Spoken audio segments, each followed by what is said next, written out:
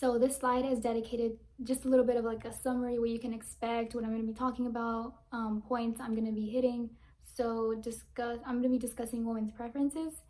So this is going to be women's preferences in guys, in like the interior and exterior, and I'm going to be talking about it and seeing how it applies to our lives, how do different things influence women's partners. So for example, are there any characteristics that women like that they prefer, or any that they don't prefer and they rather just avoid? I'm going to also be explaining the meaning of mate copying, which is a word that I've never heard of before until I read this presentation. And it's actually a really interesting word, and I hope you learn about it because it was actually really interesting to me. I'm going to be relating the topic to evolutionary psychology because this is what the class is mainly about.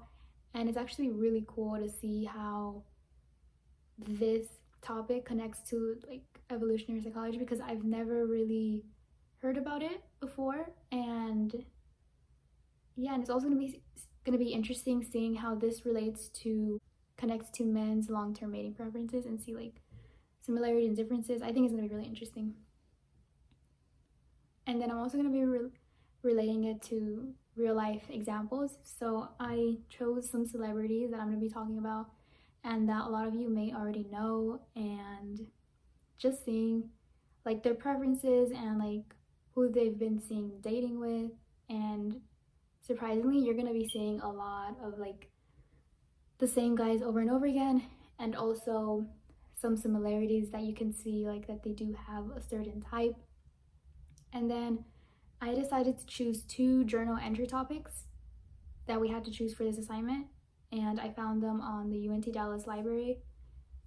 They're 2 academic journals, and I'm going to be talking about those and how they also relate, because in those studies they do lots of research, and it's really interesting to see how it relates to what I'm talking about.